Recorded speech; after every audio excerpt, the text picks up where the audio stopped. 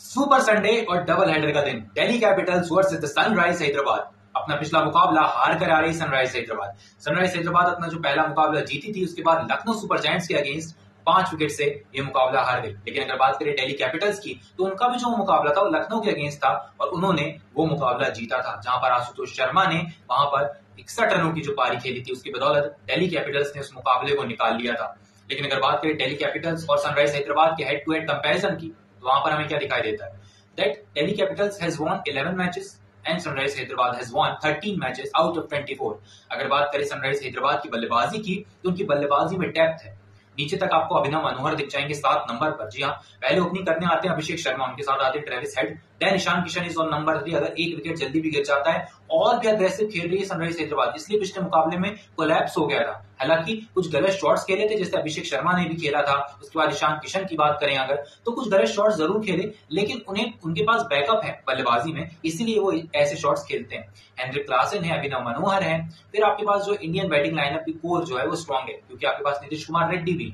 अगर बात करें कि गेंदबाजी की, वो भी बहुत स्ट्रांग है। आपके पास कप्तान पैट कमिंस है, मोहम्मद शमी जैसा लेजेंड है, आपके पास एडम जैम्पा है और आपके पास फिलहाल के लिए हर्षल पटेल भी है। जयदेव उनक्कड़ है आपके पास बैकअप, लेकिन आप उनको ट्राई नहीं करेंगे क्योंकि हर्षल पटेल जो है डेथ ओवर्स बहुत अच्छा डालते हैं।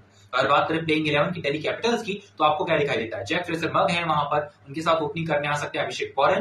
Then we have KL Rahul is back in the Delhi Capitals team. अगर बात करें केएल राहुल की, तो उनका आईपीएल करियर बहुत अच्छा है और जब केएल राहुल ने चैंपियंस ट्रॉफी में जो प्रदर्शन किया था, उसी प्रदर्शन को बरकरार वो रखें, ऐसी हम उम्मीद करेंगे आईपीएल 2025 में भी। इसके बाद हमें क्या दिखाई देता है? ट्रिस्टन स्टब्स आते हैं, उसके बाद अक्षर पटेल है इनके पास, और इनके पास इस तरीके की बल्लेबाजी है, उस बल्लेबाजी को देखते हुए लगता है डेप्थ तो यहाँ भी है, क्योंकि आशुतोष फिर शर्मा आ जाते हैं, उसके बाद विपराज निगम आ जाते हैं, जिन्होंने बहुत अच्छी इनिंग खेली थी और वो उनकी इनिंग ही टर्निंग पॉइंट थी, जिससे आशुतोष शर्मा को थोड़ा सा एज मिला और उन्होंने वो इनिंग खेली।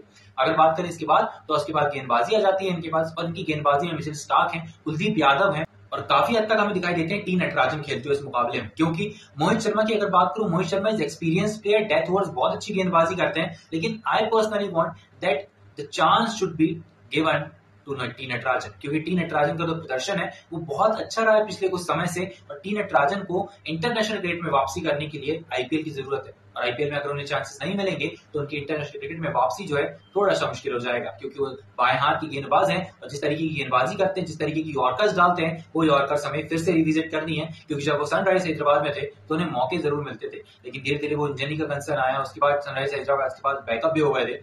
Then Sunrise Hyderabad didn't even tried them. अगर बात करें यहाँ पर सनराइज हैदराबाद की और दिल्ली कैपिटल्स की, तो चांसेस यहाँ पर 60% है सनराइज हैदराबाद इस मुकाबले को निकाल लेगी। लेकिन मिचेल स्टार्क की अगर गेंद चल रही इस तरीके से फाइनल में चली थी आईपीएल 2024 के अगेंस्ट सनराइज हैदराबाद, तो सनराइज हैदराबाद शायद 190 स्कोर करे, 200 स्कोर करे, लेकिन दिल्ली कैपिटल्स को चेस कर जाएगी। और चेस करते टाइम पे दिल्ली कैपिटल्स इस स्कोर को चेस जरूर कर सकती है, लेकिन अगर डिफेंड भी करना पड़े तो डिफेंड कर सकती है दिल्ली कैपिटल्स, उनके पास वो गेंदबाजी है। और अगर बात करें आईपीएल 2024 की, आईपीएल 2024 में 266 का रन स्कोर किया था और 199 पर ऑल आउट किया था सनराइज हैदराबाद ने दिल्ली कैपिटल्स को, लेकिन उनके पास गेंदबाजी स्ट्रांग नहीं थी उस समय, इसलिए वो 199 पर ऑल आउट भी हो गए और 266 रन बनाने भी दिए।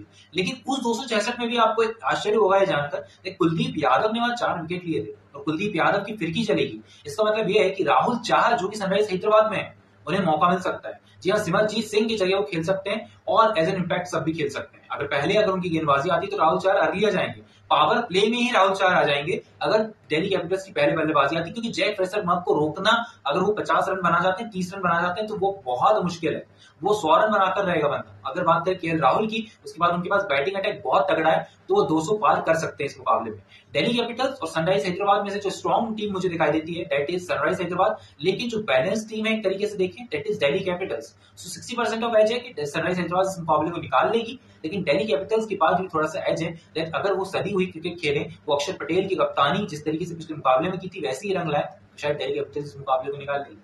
चलिए बात कर लेते हैं players to watch out for कौन कौन से होंगे। Players to watch out for होंगे कुलदीप यादव, अक्षर पटेल, केएल राहुल और Mitchell Starc for Delhi Capitals. और सनराइज हैदराबाद के लिए होंगे हेनरिक क्लासन, क्योंकि हेनरिक क्लासन नीचे से बहुत अच्छी बल्लेबाजी कर रहे हैं। हालांकि अपने अकेले के दम पर मैच जिता में थोड़े से नाकामयाब रहते हैं, लेकिन इस मुकाबले में हेनरिक क्लासन को थोड़ा सा एज है, क्योंकि वाइजैक का ग्राउंड छोटा है, लेकिन दिल्ली का ग्राउंड जैसा था जहां पर स्पिन मिल रही थी, यहां पर भी वैसे ही स्पिन मिलेगी, लेकिन स्पिन के अगेंस्ट तगड़ा खेलते हैं हेनरिक क्लासन। चाहे वो फिर कुलदीप यादव आ जाए या फिर अक्षर पटेल आ जाए। अगर बात करें यहाँ पर दूसरे प्लेयर की तो वो कौन होंगे, वो होंगे नीतीश कुमार रेड्डी। जी हाँ, नीतीश कुमार रेड्डी का बल्ला उतना खास चला नहीं है, लेकिन इस मुकाबले में मुझे उम्मीद है कि उनका बल्ला चलेगा। The another player is Abhishek Sharma and the one more is Ishan Kishan. जी हाँ, ट्रेविस हेड का बल्ला पिछले मुकाबले में चला था, सो इस मुकाबले में थोड़ा सा जो है कंसर्न मुझे दिखाई देता है, लेकिन ईशान किशन और अभिषेक शर्मा का बल्ला अगर चल जाए then there is no need of any other batter.